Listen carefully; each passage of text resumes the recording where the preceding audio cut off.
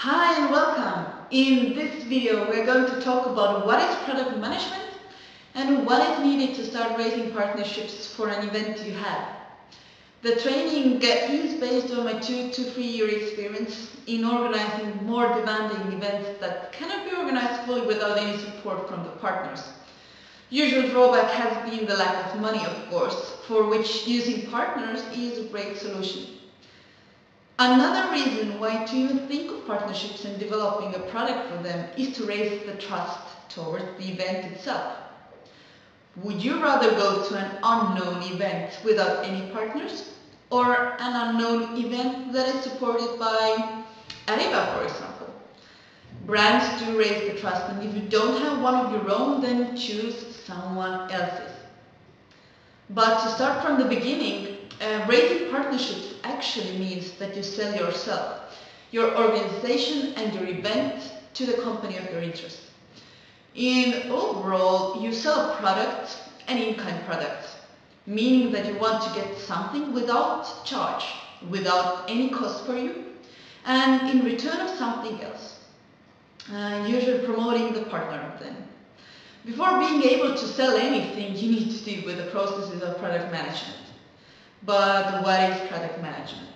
For quite some people, it is a fancy title you can own, telling, look, I'm a product manager. Actually, it has big processes behind, which all lead to having a great product or service that is used by the target audience you were thinking of. The aim of product management is to have a successful product or service. And when talking about managing the in-kind product, then you have done it well when your partners are satisfied with what they got in return for free stuff, and when your event participants are happy with the event itself. Success reflects from all the counterparts. The very first phase of developing a product is making market research for the need. Yes, market research. Does the market have something like that already?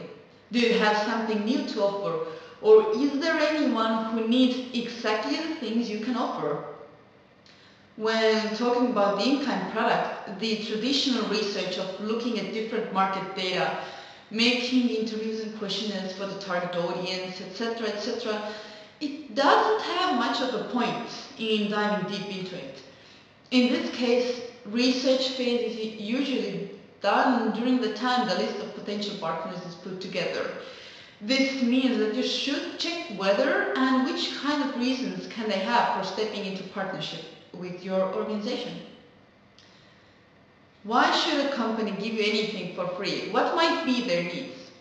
There can be several reasons, but the main ones that are reoccurring in different partnerships, at least by our experience in AIESEC, are these. Firstly, getting some promotion and building brand awareness. Brand awareness means that people know the name of the company, the logo, etc. of the product or service, maybe even. And next time they purchase something, the possibility of them buying something they have heard of is a bit bigger.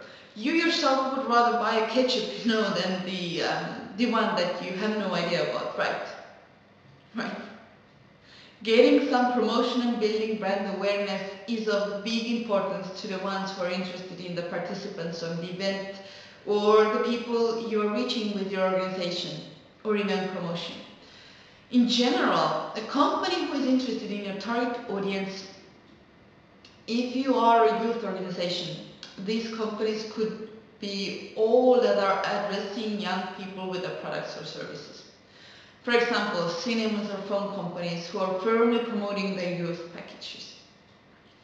Secondly, filling the corporate social responsibility, meaning CSR budget. In Estonian, it's vastutustundik ettevõtlus. Corporate social responsibility is not that widespread concept and strategy in Estonia, but bigger companies already start paying attention to that. Using that concept, companies integrate volunteering and social environmental activities in their daily operations and management practices, of course. And not to forget the budget, meaning that they have money to spend for good cause. That could be yours. Good examples come from companies whose activities are causing some kind of scene effect or even worse, harm the environment. For example, Felix is a production company, all know, that has influence on the environment around us as all the other production facilities. To be responsible for their own actions, they are supporting various culture and sport events that are developing young people. To see whether a company has a CSR budget or even knows anything about that, go to their homepage and see what are they supporting, whether they have CSR reports or maybe written something down in their annual reports. Thirdly, just being helpful. Many companies, especially manufacturers, have taken into account that there is an amount of waste products. Often those aren't bad or flawed products, but there is also a great amount of good quality products that can be given away without charge, just to be good, so-called. For follow-up and delivering promises, these companies are the best as they don't demand almost anything. Fourthly and lastly, bunch of other random reasons you can never predict. Like, my competitor once gave, my children are connected to your event, etc., etc. After knowing approximately whether your targets can be in need of your in-kind product, the second phase of product management is the concrete development of the product. Development of the product. You have to gather all your knowledge to get something so-called sellable, to put down the value of your product. Developing your in-kind product needs several people to be involved. At least the one who will start raising partnerships and also the marketing manager. Both need to be on the same page as many of the things offered are most probably connected to the promotion. So what can you offer to them? What is the value of your in-kind products? I advise to use this process to figure the answers to these questions. Firstly, take your team together and put down different channels that you can use to distribute their information about the event and about your organization. You can use web page, Facebook, mailing lists, organizational reports, newspapers and magazines, different promotion materials, various events organized by the promotion for the promotion of the event, radio podcasts, and etc.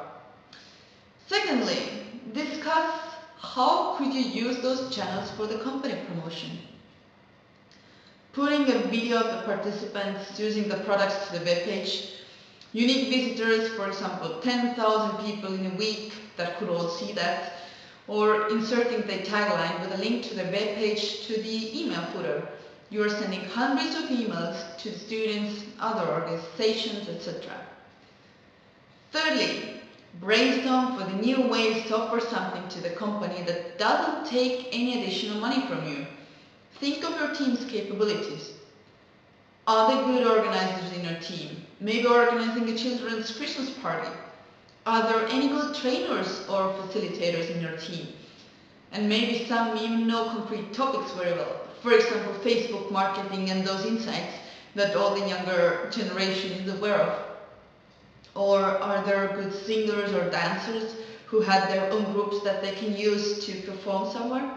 Companies are interested in different kinds of things.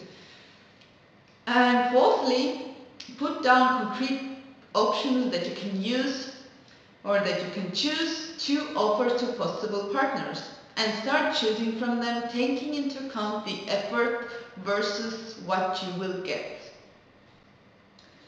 Having the answers for these questions is one part of the product, but in sales you're going to be asked one bunch of questions more about your event itself. Besides getting the hang of the in-kind product and its value, every possible partner wants to know what is the occasion exactly. Know your event and be ready to talk about it in deep, even in the most random places. 5 extremely important questions about your event are following ones. What is the idea behind your event? What is it about? What is the reason to hold the event? Why is it needed? Who is the target group? Whom are you organizing the event? When and where are you organizing it? And why do you need partnerships? I have talked to a big number of companies, and these are the things they're going to ask from you for sure. Imagine, for example, if you cannot answer why do you organize the event, but a company thinks at this point is, they're not really trustworthy. If they even don't know why are they organizing the event, can they fulfill the promises they are going to give us? This is what companies will think. Not knowing your product that you're selling, meaning your event, shows the incompetence, and this kills the possibility of getting a partner from the beginning. When you have your initial value for the product being put together from the ideas you can offer and from what the companies need, corporate social responsibility and other topics discussed before, possibly do ask some feedback. From someone of your acquaintances maybe who is working in a company like you're addressing. Tell them the occasion and what are you willing to offer. They see things from a different angle and can give quite valuable insights before you jump into doing sales to the actual targets. But keep in mind that a product is never ready and is in constant development. This means that if you start selling and hear something about your offerings, be ready to develop a product based on the market needs. For example, a company tells you that they have had problems with getting to know what young people want. What can you as an organization do when you, for example, have young members? Research among them. Maybe you didn't offer that to the company before, but you see that one already needs. Maybe others are also interested in that. At least it's worth a try. To wrap the product management up, these are the processes you need to go through to have a successful in-kind product. Firstly, think through what can you offer based on your possibilities and company's needs. Put down a concrete value proposal, as concrete as possible. Secondly, learn your event.